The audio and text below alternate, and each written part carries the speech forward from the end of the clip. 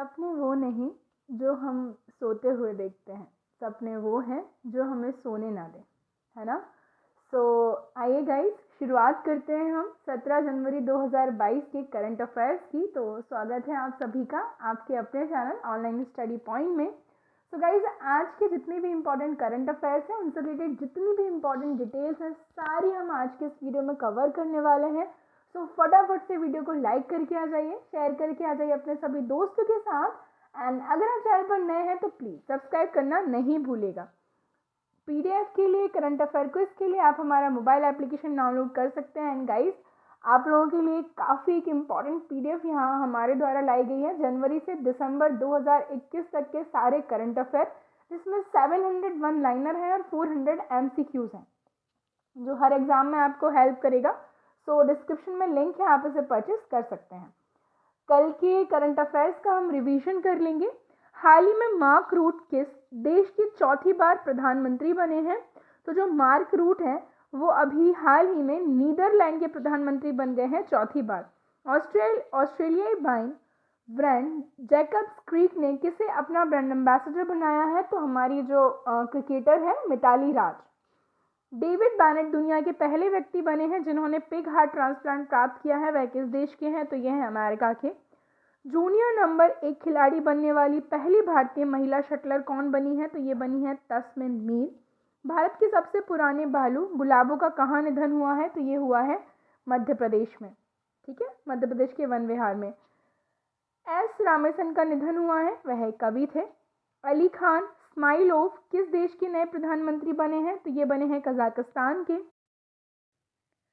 India state of forest report 2021 के अनुसार क्षेत्रफल की दृष्टि से सबसे अधिक वन कहाँ पर है? तो ये है मध्य प्रदेश में। दक्षिण कोरिया के पॉस्को ने किस राज्य में स्टील मिल स्थापित करने के लिए अडानी समूह से समझौता किया है? तो ये किया है गुजरात। इसरो का नया चीफ नियुक्त किया गया है मिस्टर एस सोमनाथ को। और इसरो ने गगनयान के लिए क्रायोजेनिक इंजन का सफल परीक्षण किया है तमिलनाडु में। ठीक है। स्वच्छ विद्यालय पुरस्कार इसका शुभारंभ किया है सुभाष सरकार ने। इतरा डेविस को किस बैंक के एमडी एवं सीईओ के रूप में नियुक्त किया गया है? तो उज्जीवन स्मॉल फाइनेंस बैंक। और किस देश ने एरिक गारसेटी को भारत में अपना नया राजदूत नियुक्त किया है? तो यह है अमेरिका। इसके अलावा हम बात करें, CTRLS ने कहाँ एशिया का सबसे बड़ा गैस इंसुलेटेड सबस्टेंशन स्थापित किया है? तो ये किया गया है मुंबई में। ठीक है। और आज का पहला क्वेश्चन हम यहाँ पर देखेंगे, man portable anti tank guided missile, जो आप देख सकते हैं MPATGM का फुल फॉर्म क्या है? Man portable anti tank guided missile, जिसका हाल ही में परीक्षण किया गया है, वो किस देश के द्वारा विकसित किया गया है? सो गाइस, ये विकसित हुआ है बेसिकली कहाँ विकसित हुआ है? हमारी ही कंट्री इंडिया में, है ना। सो देख लेंगे इसके बारे में। रक्षा अनुसंधान और विकास संगठन, जो कि क्या है? हमारा DRDO, defence research and development organisation, ने man portable anti tank guided missile का सफलतापूर्वक परीक्षण किया है। और यह जो मिसाइल है गाइस, एक हम कहें निजी भारतीय रक्षा कंपनी के सहयोग से DRDO द्वारा स्वदेशी रूप से बनाई गई है। ठीक है, कम वजन वाली मिसाइल है और इंडिजिनियसली बिल्ट है। ये जो है नाग ATGM से प्राप्त एक भारतीय तीसरी पीढ़ी की fire and forget anti tank guided missile है। फायर एंड फॉरगेट मतलब क्या कि एक बार जब भी हमने क्या कर दिया है इसको, हमें दोबारा इसको ऑपरेट करने की ज़रूरत नहीं पड़ती है। ठीक है, जब इसको फायर कर दिया गया उसके बाद जो भी इसका टारगेट है वो अपने आप उस तक क्या हो जाती है? पहुंच जाती है। ठीक है, यहाँ पर हमने DRDO की बात कर ली है। सो कई बार हमने पहले भी डिस्कस किया है। DRDO को 1958 में फाउंड किया गया था, जिसका हेडक्वार्टर न्यू दिल्ली में है। मोटो क्या है इसका? जो ध्येय वाक्य जिसे कहते हैं, तो it is strength origin is in science. ठीक है। और डेफिनेटली मिनिस्ट्री ऑफ डिफेंस के अंडर आता है। तो हमारे डिफेंस मिनिस्टर कौन है? मिस्टर राजनाथ सिंह हैं। और जो एजेंसी एग्जीक्यूटिव हैं, यानी कि यहाँ के जो डायरेक्टर कह लीजिए, कौन है? डॉक्टर G सतीश रेड्डी हैं, चेयरमैन हैं। और आपको पता होना चाहिए इसरो के चेयरमैन चेंज हो गए, जो कि ऑलरेडी कल के करंट अफेयर में डिस्कस कर ही लिया गया था, है ना। चलिए इसके आगे और मैं कुछ थोड़ा सा आपको बता दूं डिफेंस रिलेटेड।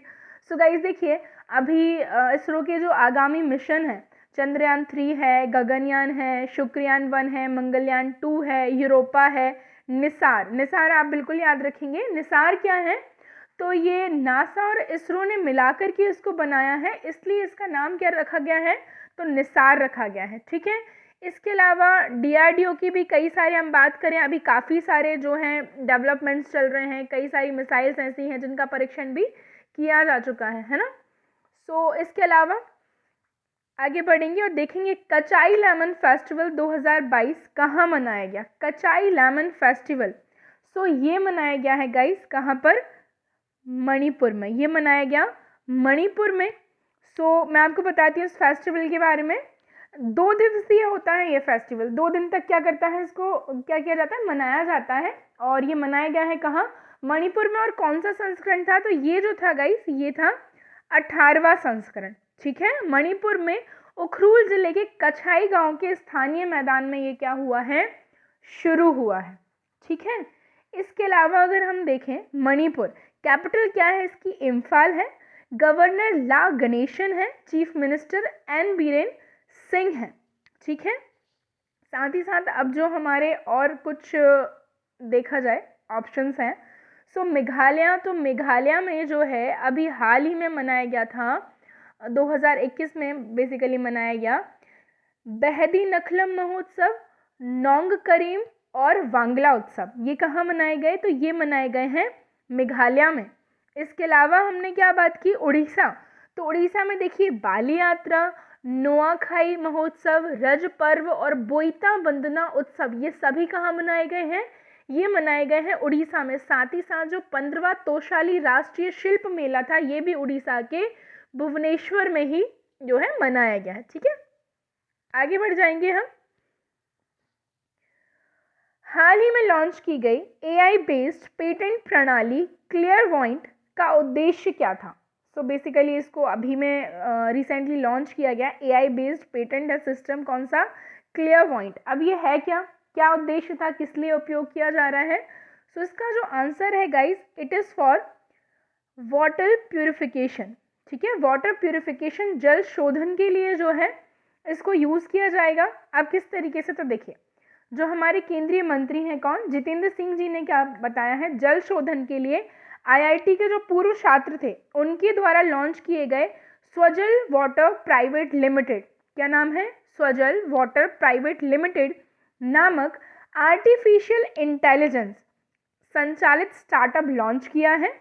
और इस कंपनी का पेटेंट सिस्टम क्या है, क्लियरवॉइंट, जो शुद्धिकरण प्रणालियों को अनुकूलित करने के लिए AI का यूज़ करेगा। कुल मिला के वाटर को क्या करेगा, यहाँ पर प्यूरिफाई करेगा। मैं बता दूँ यहाँ पर हर एक व्यक्ति को, ताकि प्योर वाटर मिल पाए। और इसकी जो कॉस्ट है बहुत कम आने वाली है, सिर्फ और सिर्फ 25 पैसा पर लीटर यहाँ पर कॉस्ट आने वाली है। ठीक है, और उन्होंने वाटर ATM के रूप में स्वच्छ पेयजल समाधान भी विकसित किया है, जो बेसिकली सौर ऊर्जा के साथ साथ इंटरनेट ऑफ थिंग्स प्रौद्योगिकी को जोड़ता है। ठीक है, चलिए आगे बढ़ जाएंगे। हाल ही में किसे ICHR के अध्यक्ष के रूप में नियुक्त किया गया है। सो मैं बता दूं आपको, ICHR के नए अध्यक्ष बन गए हैं कौन, कौन बने हैं गाइस, तो ये बने हैं रघुवेंद्र तंवर। कौन बने हैं, रघुवेंद्र तंवर। अब इनको इमेज में देख लेंगे पहले तो, रघुवेंद्र तंवर। और हमने बात की ICHR के क्या बने हैं, तो ये अध्यक्ष के रूप में नियुक्त किए गए। ICHR यानी कि Indian council of historical research, भारतीय ऐतिहासिक अनुसंधान परिषद। और ये परिषद क्या है, इसका उद्देश्य क्या है, बेसिकली तो ऐतिहासिक अनुसंधान को बढ़ावा देना और दिशा देना। ठीक है, कि किस तरीके से जो है काम करना चाहिए हिस्टोरिकल रिसर्च के उसमें। और साथ ही साथ जो वैज्ञानिक लेखन है उनको भी क्या करना, प्रोत्साहित करना, प्रेस करना, बढ़ावा देना। और जो ICHR है वो मैं आपको बता दूं कब फाउंड हुआ था, कब स्टैब्लिश किया गया था, तो उसकी स्थापना की गई थी। डेट याद नहीं भी रखें तो भी चलेगा, ईयर याद रखिएगा 1972, 27 मार्च 1972 को। एंड डेफिनेटली हेडक्वार्टर्स कहाँ, दिल्ली में। ओके, चलिए आगे बढ़ जाएंगे हम। 15 से 18 वर्ष की आयु के सभी बच्चों का टीकाकरण करने वाला देश का पहला राज्य या फिर UT। सो ये बन गया है कौन सा, ये बना है गाइस लक्षद्वीप। ठीक है, लक्षद्वीप जो है पहला ऐसा, हम बात करेंगे पहली UT है ये सभी में, जिसने क्या किया है 15 से 18 वर्ष की आयु के जितने भी बच्चे हैं सभी का टीकाकरण कंप्लीट कर दिया है। अभी हाल ही में ये शुरू हुआ था और जल्दी से ये कंप्लीट भी हो गया है ना। सो देखते हैं 3 जनवरी से देश में 15 साल से 18 साल तक के बच्चों को भी कोरोना से बचने के लिए वैक्सीन डोज जो है दी जा रही है, जिसमें लक्षद्वीप ने एक मुकाम हासिल कर लिया है। और वो कौन सा मुकाम है? वो ये है कि उसने 15 से 18 वर्ष की आयु के सभी बच्चों का टीकाकरण 100% रूप से कंप्लीट करा दिया है। ठीक है, इसके बाद जो है लक्षद्वीप। सो लक्षद्वीप के बारे में अगर हम बात करें गाइस, लक्षद्वीप की राजधानी क्या है? सो ये है कावारत्ती। क्या है? कावारत्ती। और यहाँ पर जो एडमिनिस्ट्रेटर है यह है प्रफुल्ल खोड़ा पटेल। देखिए, आपने सुना होगा कि जो यूनियन टेरिटरीज हैं हमारी बेसिकली कितनी है? 8 है। जम्मू कश्मीर, लद्दाख, दिल्ली, पुदुचेरी, अंडमान निकोबार, चंडीगढ़, दादर नागर हवेली, दमन दीव और लक्षद्वीप। ठीक है। सो कहीं आपको मिलते हैं प्रशासक और कहीं होते हैं उपराज्यपाल। बेसिकली प्रशासक 2 जगह ही हैं। कहाँ? 3 जगह मिलेंगे हमें। कहाँ कहाँ पर? चंडीगढ़ में और दादर नागर हवेली, दमन एंड दीव और लक्षद्वीप में। बाकी सभी जगह उपराज्यपाल हैं। तो डिफरेंस क्या होता है लेफ्टिनेंट गवर्नर एंड एडमिनिस्ट्रेटर, प्रशासक और उपराज्यपाल में? तो देखिए, जो एडमिनिस्ट्रेटर होता है, जो भी उपराज्यपाल, जहाँ मतलब जो एडमिनिस्ट्रेटर, जो प्रशासक जहाँ नियुक्त किए जाते हैं, वो हमेशा एक सिविल सर्वेंट, जो सिविल सर्विसेज का बैकग्राउंड होता है उसको बिलोंग करता है। ठीक है, सिविल सर्विस का उनका बैकग्राउंड रहा होता है। इसके बाद उनको पर्टिकुलरली उस यूटी का क्या नियुक्त कर दिया जाता है? एडमिनिस्ट्रेटर नियुक्त कर दिया जाता है। सो बेसिकली ये डिफरेंस होता है। ठीक है, देख सकते हैं आप मैप में, हमारा ये आइलैंड है कोरल से बना हुआ, लक्षद्वीप। ओके, एंड ये सामान्य विज्ञान के नोट्स जो हैं चैनल के द्वारा लॉन्च किए गए थे। 5000 यहाँ पर आपको मिल जाएंगे। प्रश्नों का संग्रह है और एमसीक्यूज भी हैं यहाँ पर। सभी एग्जाम्स के लिए बहुत महत्वपूर्ण है। सो डिस्क्रिप्शन में लिंक है, आप परचेस कर सकते हैं। ठीक है, इसके साथ ही आगे बढ़ेंगे हम और देखेंगे अगला क्वेश्चन। हाल ही में खबरों में रहा परख किस क्षेत्र से जुड़ा हुआ एक पोर्टल है? So recently in news, Parakh is a portal related to the which field? So इसका जो आंसर है guys, it is a, assessment of students learning, छात्रों के सीखने का आंकलन। ठीक है, छात्रों के सीखने के आंकलन से संबंधित है परख। अब ये परख है क्या, इसको देखेंगे हम एक बार। जो राष्ट्रीय शिक्षा नीति है उसने परख, performance assessment, review and analysis of knowledge for holistic development, ये फुल फॉर्म बहुत इंपॉर्टेंट है, किसी भी एग्जाम में पूछा जा सकता है, नामक एक राष्ट्रीय मूल्यांकन केंद्र में पेश किया था। और अभी हाल ही में जो अखिल भारतीय तकनीकी शिक्षा परिषद है, मतलब all India council for technical education, AICTE कहा जाता है, उसने छात्र के सीखने के आकलन के लिए परख नामक एक पोर्टल लॉन्च कर भी दिया। भाई हमने बात की थी, हमारी जो न्यू एजुकेशन पॉलिसी आई थी उसमें बात की गई थी और फटाफट से इसको लॉन्च कर भी दिया गया है। ठीक है, इसके अलावा जो उच्च शिक्षण संस्थानों और स्कूलों के छात्रों और संकाय सदस्यों का क्या करेगा? मूल्यांकन करेगा। ठीक है, आगे बढ़ेंगे, देखेंगे किस देश में तैयार दुनिया का सबसे भारी सुपरसोनिक लड़ाकू विमान व्हाइट स्वान TU-160M बॉम्बर ने पहली उड़ान भरी है। In which country the world's heaviest supersonic fighter aircraft white swan TU-160M bomber has made its first flight? So ये कहाँ का है, किस कंट्री का है? सो मैं आपको बता दूं, ये है गाइस कहाँ का? रशिया। ए जो है हमारा यहाँ पर आंसर हो जाएगा क्या? रशिया। सो पहले तो इमेज में देख लीजिए, फिर इसको बात कर लेंगे हम। क्या रशिया में TU-160M बॉम्बर रूस के व्हाइट स्वान ने अपनी क्या भरी है? पहली उड़ान भरी है। इसे विशेष रूप से दूर दराज के क्षेत्रों पर हमला करने के लिए तैयार किया गया है। ठीक है, इसके अलावा रसिया की कैपिटल क्या है? तो सभी को पता है, मॉस्को है। प्रेसिडेंट है व्लादिमीर पुतिन, प्राइम मिनिस्टर है मिखाइल मिशुस्टिन। ठीक है, और गाइज रशिया तो काफ़ी इंपॉर्टेंट कंट्री रहा है हमारे लिए। रशिया के बारे में अगर बात कर लें तो वर्ल्ड की एरिया वाइज सबसे बड़ी कंट्री है, जो यूरोप कॉन्टिनेंट में आती है और इंडियन मतलब जो एशियन कॉन्टिनेंट है उसमें भी आती है। एशियन कॉन्टिनेंट का जो पार्ट है उसको साइबेरिया कहा जाता है। देखिए मैप में देखेंगे, इसको क्या कहा जाता है? साइबेरिया कहा जाता है। और यहाँ पर एक लेक है, ये आप देख सकते हैं, मैप में भी विजिबल है, इसको लेक बैकाल है ना, डीपेस्ट जो लेक है, और इसको पर्ल ऑफ साइबेरिया कहा जाता है। और साइबेरिया क्यों? क्योंकि जो हिस्सा एशिया में आता है रशिया का, वो क्या कहलाता है? साइबेरिया कहलाता है। ओके गाइस, चलिए, हाल ही में प्रधानमंत्री नरेंद्र मोदी ने 16 जनवरी को किस डे के रूप में मनाने का फैसला किया? So recently prime minister Modi has decided to celebrate 16 January as किस दिन के? सो आंसर है इसका it's a national startup day. कहाँ, मतलब किस रूप में मनाने के लिए? National startup day. अब ये नेशनल स्टार्टअप डे है क्या, इसको देखेंगे एक बार। प्रधानमंत्री नरेंद्र मोदी जी ने शनिवार को स्टार्टअप के साथ बातचीत के दौरान बड़ी घोषणा करते हुए ऐलान किया है कि अब से हर साल 16 जनवरी को राष्ट्रीय स्टार्टअप दिवस के रूप में क्या किया जाएगा? मनाया जाएगा। ठीक है, और 10 से 16 जनवरी स्टार्टअप सप्ताह मनाया जाएगा, स्टार्टअप वीक। ठीक है, और उन्होंने कहा है कि इनोवेशन है उसको प्रमोट करने के लिए संस्थागत तंत्र का निर्माण करना बेहद ज़रूरी है। ग्लोबल इनोवेशन इंडेक्स में भारत की रैंकिंग में बहुत सुधार आया है। 15 में 81वें नंबर पे थे, 81st में थे। ठीक है, और अभी जो है इस बार 40वें नंबर पर रहे हैं। ठीक है, खैर अच्छी बात है, सुधार आया है। सो इस वजह से जो है 16 जनवरी को क्या मनाया जाएगा? स्टार्टअप डे मनाया जाएगा, नेशनल स्टार्टअप डे। सो जनवरी के बाकी सारे इंपॉर्टेंट डेज क्या हैं भाई? प्रवासी भारतीय दिवस 9 जनवरी को, 10 जनवरी को विश्व हिंदी दिवस, और 10 जनवरी को विश्व हास्य दिवस भी मनाया जाता है। 12 जनवरी को तो पता ही होगा, बहुत इंपॉर्टेंट है, विवेकानंद जी को जो है ये डिवोटेड है, राष्ट्रीय योगा दिवस 1984 से मना रहे हैं हम, है ना। और 15 जनवरी को क्या मनाया गया? थल सेना दिवस, आर्मी डे। ठीक है, और आगे जो भी आएंगे हम डिस्कस करेंगे, लेकिन आप लोग मुझे बताइए, और जो है इसमें ब्रेल डे भी जनवरी में मनाया गया है। कब मनाया गया है? सब कमेंट सेक्शन में सभी लोग, जितने भी लोग वीडियो देख रहे हैं, कमेंट सेक्शन में जनवरी के सारे इंपॉर्टेंट डे लिखेंगे और इनकी थीम्स भी लिखेंगे।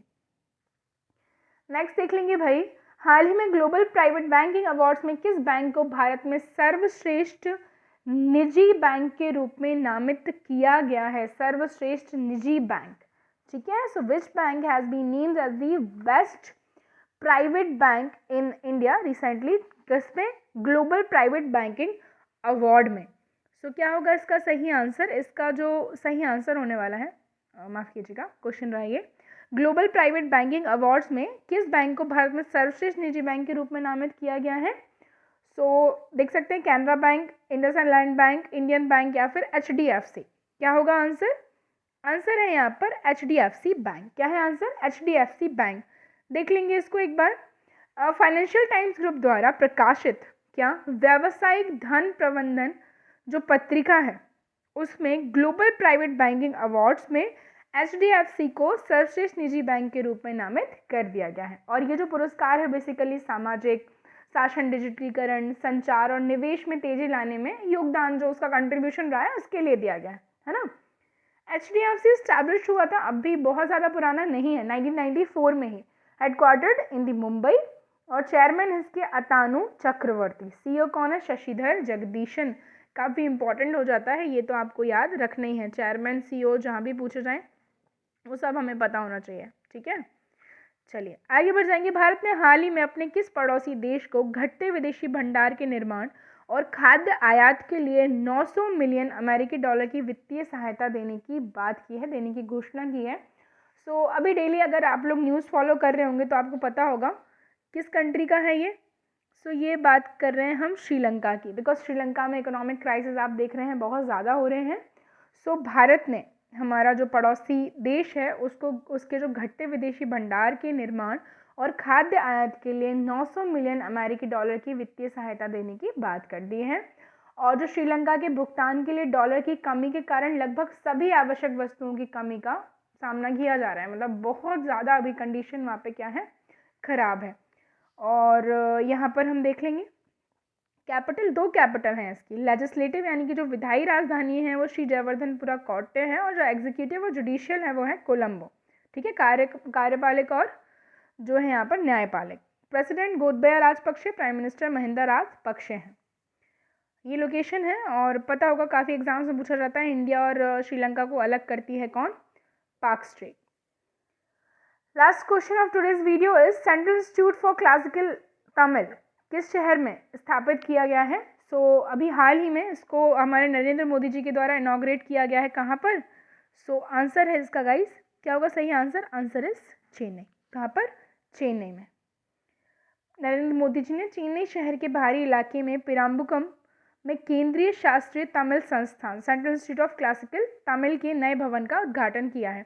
CICT को पहले शास्त्रीय तमिल के लिए उत्कृष्टता केंद्र के रूप में जाना जाता था, लेकिन यह केंद्रीय शिक्षा मंत्रालय के तहत एक स्वायत्त संगठन है। 2006 से 2008 तक मैसूर के केंद्रीय भाषा संस्थान के परिसर में ये कार्यरत था।